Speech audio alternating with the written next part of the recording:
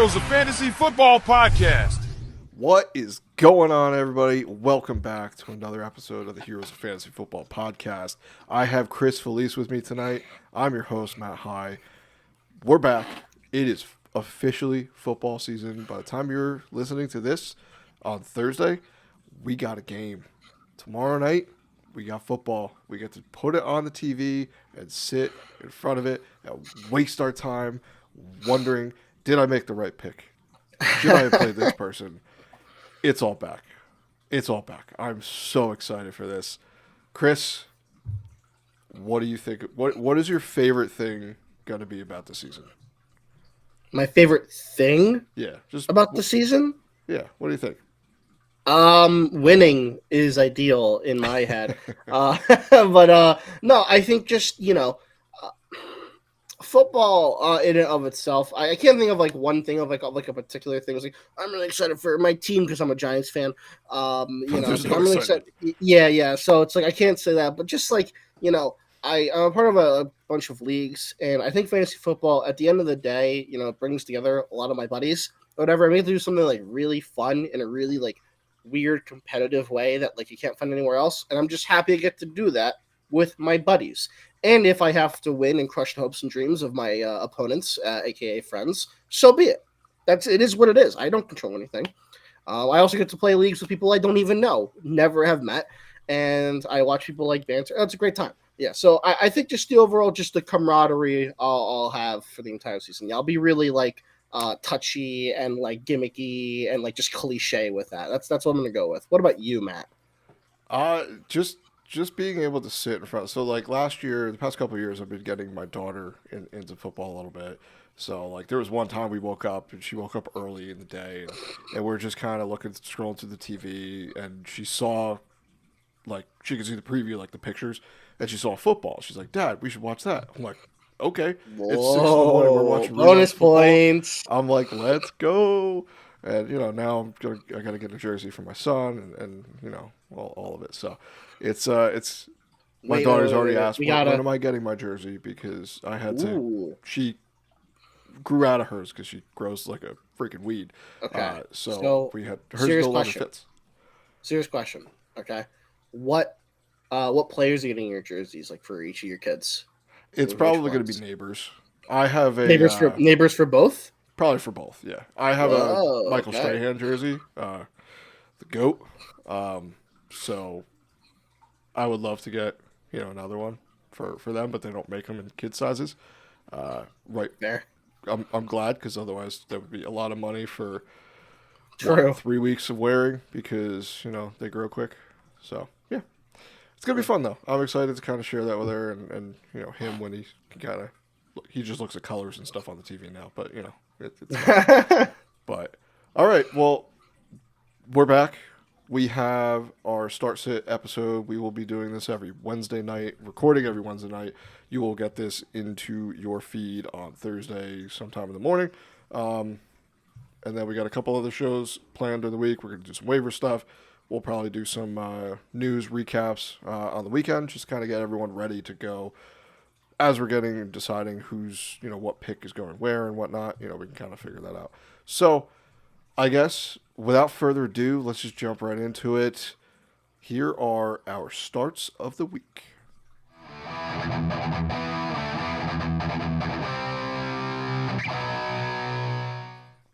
All right, Chris. We're going to do one each at each position. So we got quarterback, running back, wide receiver, and tight end, and then one sit at the end of the show. So why don't you start us off with the quarterback position here? Who is your start of the week for week 1? Yeah, so my start of the week is Brock Purdy playing against the Seahawks. Nothing too crazy. The Seahawks don't have the worst defense, but they also don't have the best defense. Very sort of middle of the pack. There's also this lingering thought process of they're trying new things now. Their defense looks significantly different than what it has last year with the absence of Deebo Samuel. Ricky Pearsall is coming in as the wide receiver 1. McCaffrey is allegedly there. Allegedly. Hopefully he stays there. And he doesn't disappear again for an entire season. So yeah, a lot of moving parts. A good opportunity, I think, for them to be trying new things. They're going to be aggressive, figuring out stuff early because their window is rapidly closing. Can't forget about Kittle. Fantastic option on that pass attack. So yeah, I think Brock Purdy is a very safe bet. Will he be like a top 5 this week? I don't think so, but I think he'll be a solid top 10 quarterback going into it. He might break top 5 if something crazy happens, but that's gonna be my pick here. Yeah, no, I mean, this is the position where it makes a huge difference. Doesn't have Ayuk, but he's got a lot of other ancillary pieces, and George Kittle can catch a couple touchdowns, so I like that pick. Mine is going to be Trevor Lawrence going against the Carolina Panthers. Now, look, you got him pretty late. I mean, I have him in the league. I'm playing him. I'm starting him in one of my leagues this week. Very excited to do so. It's just, we just got the news that Travis Hunter was listed as a starting wide receiver and a backup cornerback. So that's good for everyone that drafted him early in your rookie drafts. It took the chance on him. Looks like that's going to pay off. I know it was really kind of up in the air for a while. But, now just looking at Trevor Lawrence this week, last year Carolina gave up a ton of points to everybody. They didn't really address their defense too much. So I think this is going to be a week where you're looking at Trevor Lawrence sneaking into the top 10. I'm thinking top 8. I'm looking at the weekly rankings according to the Fantasy Pros right now. He's at 10. I think he can definitely crack that. It'll take, he's got Brian Thomas Jr. as his main wide receiver. Last I checked, that dude can ball out, so I think this is going to be pretty good. He's got a good connection with him. Now you add Travis Hunter if he's as good as he was in college and as we expected him to be if he was a starting wide receiver.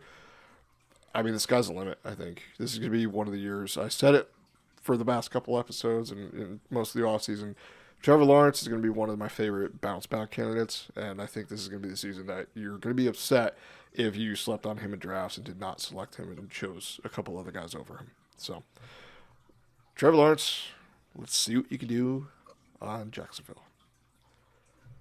All right. Running back, one of my favorite positions of all time, one of the biggest headaches potentially in all of fantasy football just because of how crazy they get and injury prone the position is as a whole.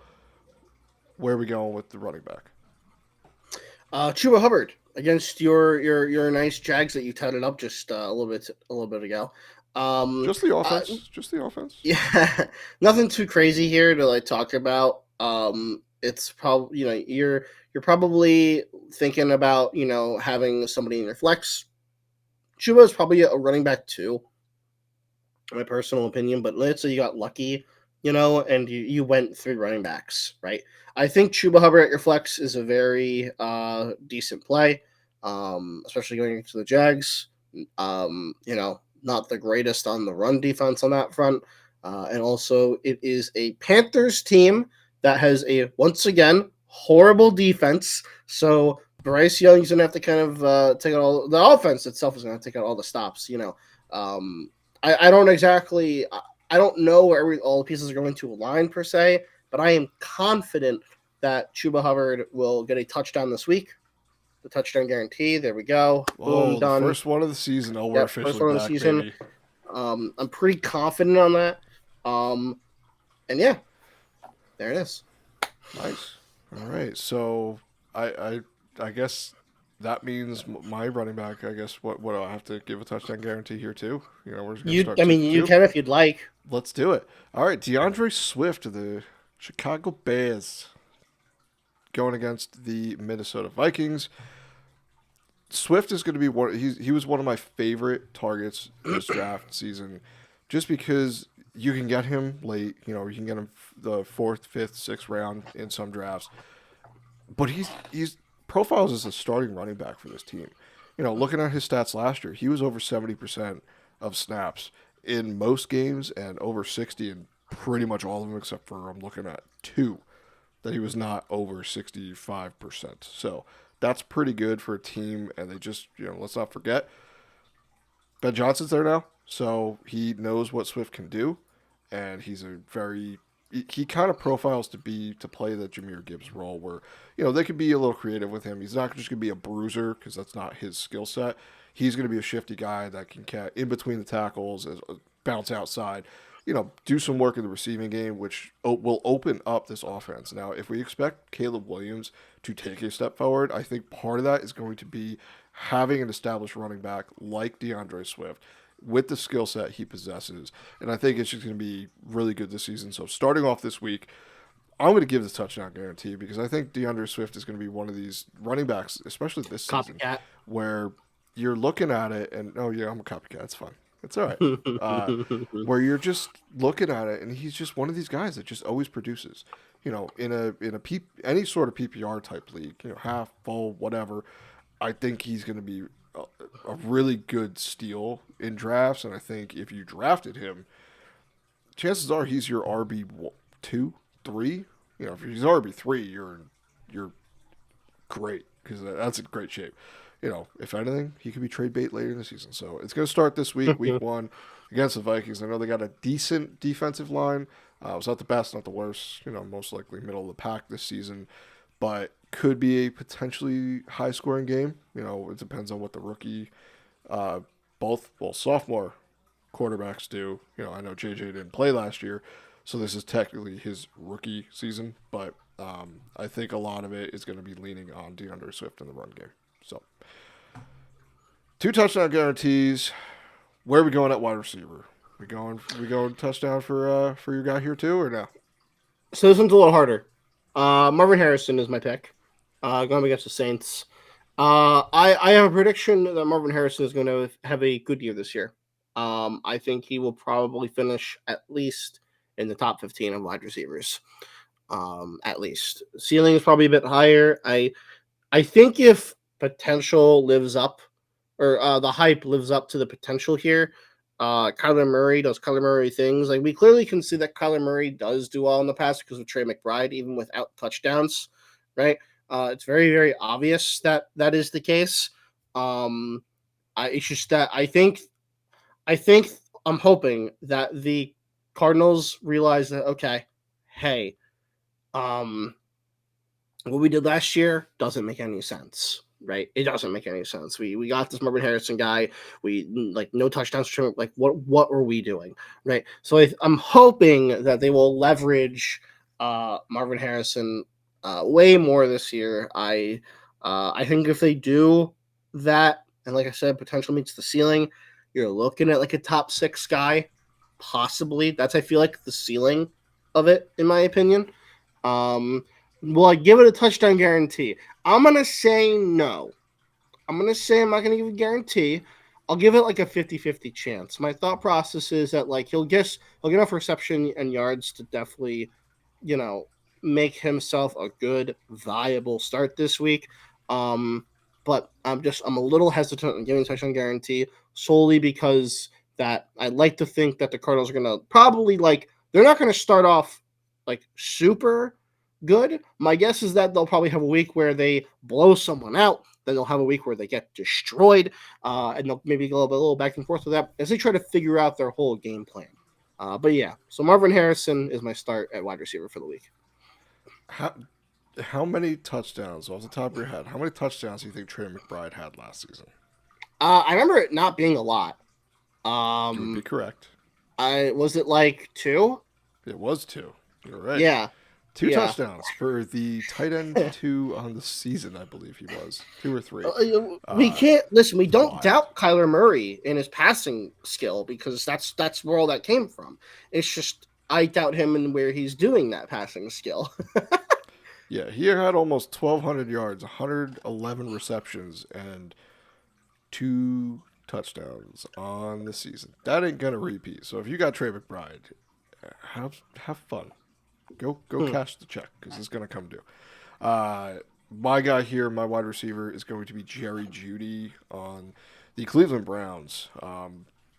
This week is going against the Cincinnati Bengals, whose defense, if people remember last year, was pretty bad. And by pretty bad, I mean almost dead last in a lot of stats. It's wild how bad they were. Yeah. They do have Trey Hendrickson. He came back. They signed him to a deal. But, yeah, one person ain't going to make a whole defense. So, looking at this week, who is the starting quarterback? None other than Joe freaking Flacco. What does Joe Flacco like to do? Chuck the ball. It ain't going to be pretty. It ain't going to look good.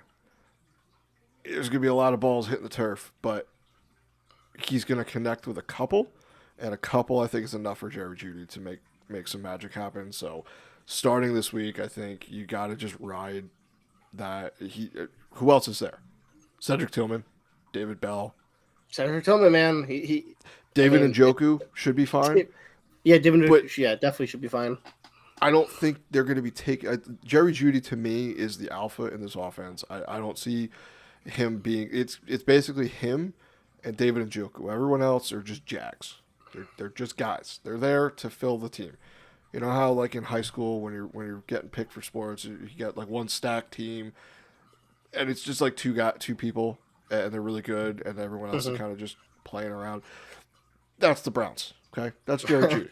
That's Jerry Judy and David Njoku. They're the guys, and everyone else is just like, hey, I'm here too. Like, hi, guys. Yeah, I play football. So Jerry Judy, I think, is going to be in a good position this week. It's just going to be one of these games where the Bengals are going to score. So Joe Flacco's going to need to start throwing the Bengals are going to score is the safest thing you've said all episode. Yes. Oh, that is 100%. Now, that is the safest. I think it's the safest thing anyone has ever said on the history of the podcast. Just remember. I think it was last year or the year before. We thought the same thing, and the Bengals lost to the Patriots. That is true. And it was really weird. We're all confused. So crazy things happen. But the crazier thing this week is going to be not playing Jerry Judy in your lineup. So start him everywhere you can because you got him as a value. I'd be putting him in as a flex, wide receiver 2, depending on what your running back situation looks like too. All right, now on to the greatest position, everyone's favorite. There's no other position like it in the history of the world. Where are we going at tight end? Yeah, so I just picked Travis Kelce. There's really not much to it. I feel like if you draft, I'm like realizing that when I picked him, I was like, if you draft him, you're probably playing him most weeks anyway. But I think there's probably a decent amount of people that might be a little worried about, the age and the decline, and maybe also this whole marriage debacle with Taylor Swift. Speaking of, it's actually going to be Travis Swift for probably the rest of the time. I actually loved on Sleeper, his character icon was just him, and then his hand holding up with like a wedding ring on it. Like next to him, very funny, very funny. Sleeper does some pretty good work. Sleeper, bring back the mascots. I miss that so much. I miss watching them beat each other up on the field. Like let's bring them back. But continue. Yeah. So I think that for anyone worried, you have to look at the options around the Chiefs right now. So there is Xavier Worthy, which I like to think Xavier Worthy is a very good player. But clearly, I mean, he probably can't do it all by himself. Rashee Rice is suspended. I'm trying to think. Jalen Royals is hurt. I think he might have been cleared, but he's also a rookie. He's not. He didn't travel with the team, so he's out. He did not travel with the team. Okay, so yeah, he's gone. Got that news. Isaiah Pacheco is there, and so is who's behind Pacheco? Is it Carson Steele? It might be Carson Steele. Yeah. But besides the point. Elijah Mitchell. Right. Elijah Mitchell was... Oh, yes, true. Elijah Mitchell. Oh, and Kareem Hunt. Yeah. Travis Kelce might end up being, for the first couple weeks, the top guy for targets as the safest option. The chemistry is there. Everything kind of aligns. It's a safety net for Patrick Mahomes. And there's nothing wrong with that because it works about 90% of the time when it's used in an efficient way. So I think starting Travis Kelce, I wouldn't be too worried about it. Relax. If he doesn't do well in Travis Kelce standards, he's going to get 8 points, 10 points, and he'll still be tight end 3 throughout the week because the tight end position sucks beyond belief. Yeah. So yeah, that's my thought process. So go ahead and give your and I hate this position. Really, I couldn't tell. That's why people make tight end premium leagues, which I despise. I can't believe that. And I love the I'm in one now. I've never been in one before, and this is my first, and it's a dynasty league. And I watched like Brock Bowers and Laporta and Trevor Lawrence go like way earlier, and I'm like, I don't even think it's still worth it. I don't even know if it's still worth it to do that. Like, maybe I'm wrong. Maybe I'm stupid. I have like Mark Andrews in that league, and like I think that's fine. Yeah. But like you say bounce back. I think he was like tight end 7. Like that's the funny part, right? It's like your bounce back candidates for tight end are like still top 10. Then they just didn't perform to your expectation. That's the crazy. Travis Kelce was like tight end 5, right? That's like the crazy part. People just are used to him being God, you know. Besides the point. Mark Andrews. Guess what rank he was last year at the tight end position? What rank? 5.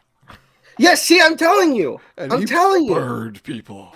He did. Bird people. I'm telling you that the tight end position is a joke. It's literally a clown show. Like we everyone hates, Mark Andrews, blah, blah, blah. Also look at the after season outlooks like, 10 and 5. Okay. Yeah, he had 5 games under 5 points on the week and 2 gooses. Yeah, okay. Tight end sucks. That's really bad. May I say more? Need I say more? I can't wait to do this every week and try to pick the one tight end that does something. Where's my Jonnu Smith for the year? That's going to be the next guy here. Start of the week is going to be Evan Engram against the Tennessee Titans. Just got signed with the Broncos this offseason. Spent the last couple of years with the Jaguars and did pretty well. I mean, he didn't live up to expectations, but there were a couple of games where he was a true difference maker on the offense. Now, going into Bo Nix's sophomore season, we saw last year, I think he's it. I think he's the guy. He's got the talent enough. I think he has more pieces around him now. He had a really young wide receiver core last year. Still pretty young, but they have veterans like Cortland Sutton. They have Evan Engram now, so I think that's going to bring stability to this offense. So I think Bo Nix is also going to be one of the really, really good picks this year. But I think what they were lacking was consistent play in the middle of the field last season. So Evan Engram, what he does well is get open in the middle of the field, and I think going against Tennessee, they're not going to be the same defense they've been in the past. I don't see them being these top dogs on the defensive side of the football. So Bo Nix is going to be able to take some chances, and he's got other players around. If a lot of this means that they need to step up the guys around him, the younger wide receiver core. They just brought in R.J. Harvey. So a lot of it is going to be kind of how everything mends together, and do they mesh together, or are they kind of all trying to do different things? But Sean Payton is a good coach. We've seen that in the past. He's able to get his guys to do what he wants them to do. So Evan Engram is going to be one of these pieces where you can just drop him in, and I think he's going to be a very reliable tight end all through the season. But I think this week especially, you got him a little bit later. I mean, tight end, you're in the same boat as everybody, unless you got like the top couple guys, unless you have Bowers or Kittle or any of those guys, Laporta, Trey McBride. You're kind of looking just, all right, I'm hoping I get a couple points. My opponent has this person too. They're in the same situation. I think Evan Engram has enough talent to push you over that and really help you win the week. So it's not going to take much either. I mean, tight end, you got 2 for 50. You're like, oh, sweet, awesome. Okay, that's like 6-7 points. I'm good. They scored 2, so we're good. I think just Evan Engram is going to be one of these guys this week that is going to be someone that people are going to wish they started if they left him on the bench. Chances are you probably drafted one tight end, and it could be him. So obviously you're starting him. But in the event you're not, I think you should at least look at your other option. If you have one of the top guys, obviously don't hear what I'm not saying. Don't be sitting George Kittle for Evan Engram. But if you're in between a couple guys, I think I'd take the... You heard it here first, folks. He hates Kittle. I drafted Kittle, all right? You did. This is the year. You did. This is the year we're going to make amends, and he's going to help me win a championship. Debo and Ayuk out of the picture. Now yes. Kittle is my best friend. Yes. Well, that's why in the episode I did last week, I mentioned Kittle, because who's there? Who's Ricky there? Pearsall. That's it. And Christian McCaffrey. Christian McCaffrey is a wide receiver if you think about it. Yes, but okay, that just makes it easier for Kittle. So where does Purdy go to in the end zone? He goes to George Kittle. We've seen 38 games. Go watch that episode if you want to hear some stuff about that. But those are the starts. Now, why don't we have a little bit of fun and decide who we're sitting this week? Because I know we got a couple guys that people are probably not going to want to sit, but you probably should. So here we go. Sits of the week.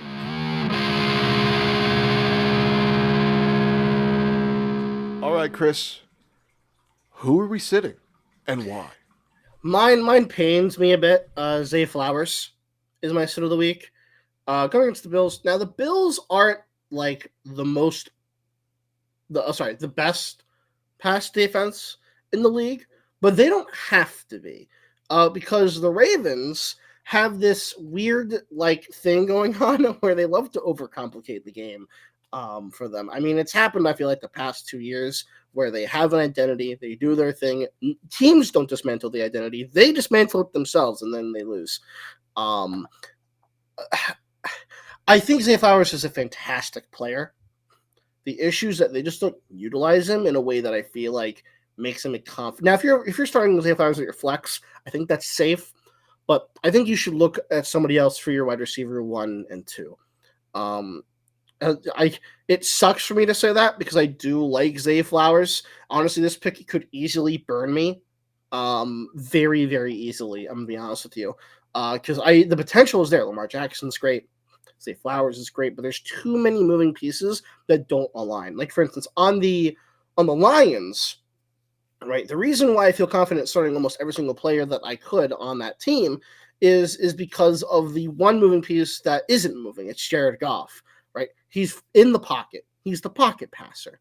One of the very last of his kind in a way. That's like the pure pocket passer, right? Lamar Jackson is the moving piece that worries me, right?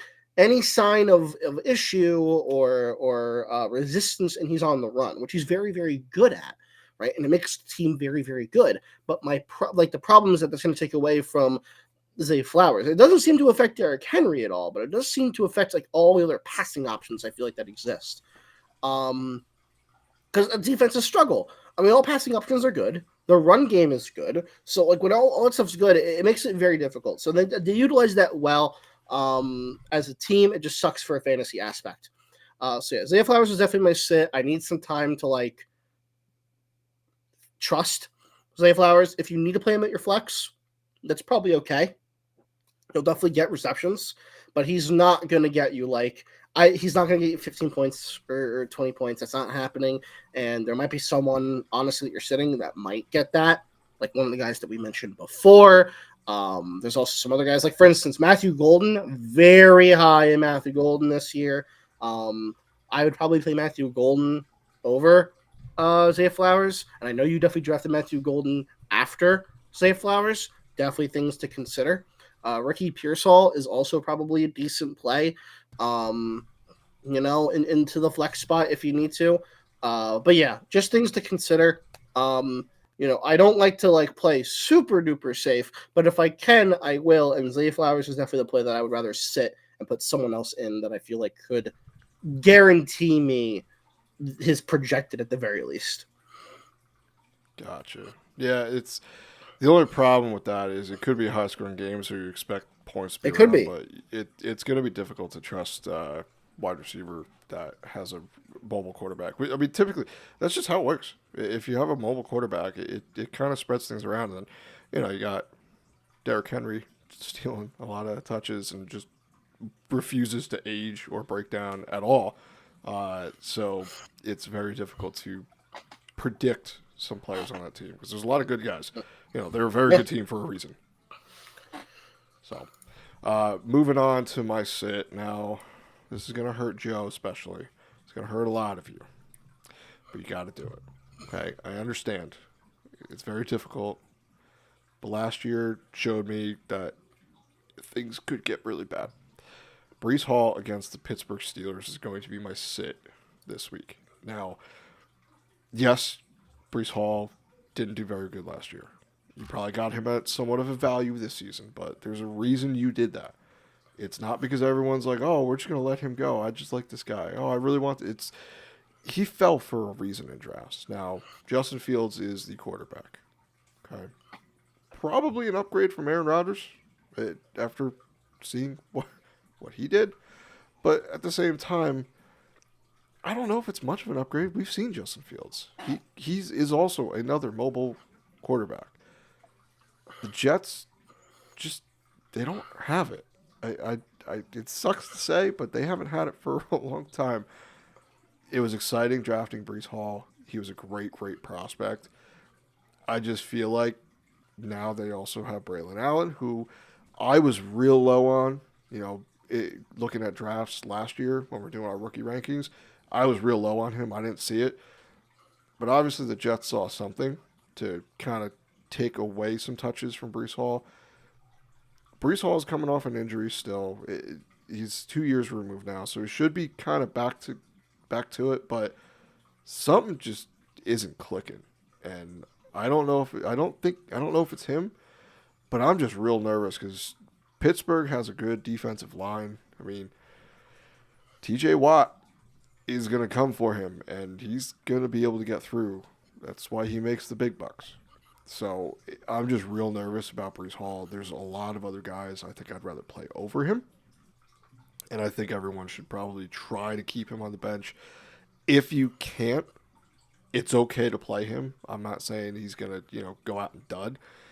I just feel like you got to temper expectations. He's not the same Breece Hall. Like last year going into drafts, we're like, yes, Breece Hall. And then it kind of turned out like, oh, Breece Hall. It's probably going to be more kind of lower chances. His floor is probably okay. I just don't know if he's going to be a ceiling play this week or this season. There's too many things going on in the Jets. There's too many variables. I don't know if it's going to happen. So I would be trying to sit Breece Hall if I could. But like I said, if you can't, because chances are he could be your RB2, your best RB2. Hopefully he's not your RB1. If he is, please leave a comment with your roster below. You better have the best 3 wide receivers in fantasy football. Oh yeah, you better have like an insane wide receiver core. Yes, because otherwise, I feel sorry for you. It's gonna be a very long season. But that's it, Breece Hall. I'm nervous. I'm nervous about him. So, okay. But those are the starts and sits of the week, heading into week 1 of the 2025 fantasy football season. We are going to be back every week to give you some fantasy football advice. It would be really helpful for us if you could like, share, and subscribe. Maybe send it to a friend, family member, coworker. Any little bit helps. You don't have to give us money. We're not asking for money. We just want to give you guys some free advice, hang out a little bit, and hopefully one day we can get YouTube to give us money, because I'd like to take some money from big corporations. That'd be cool. But yeah, this is just cool hangout spot for us. We like to give everyone some advice. We've seen a lot. We've been through a lot of crazy leagues and transactions, and we've seen things. So we're here to download them and bring them to you. So any little bit helps. Much appreciated. We wouldn't do this if it wasn't for everybody liking and sharing and subscribing. Thank you to all of our subscribers.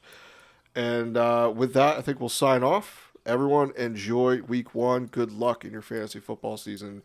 We ain't going anywhere. We're going to be living, breathing, and probably crying multiple weeks for the year with you. So we love to hear your stories. All right, Chris, anything else to add? No, I'm all set. Good luck to all, unless, of course, you are facing me. And it's back.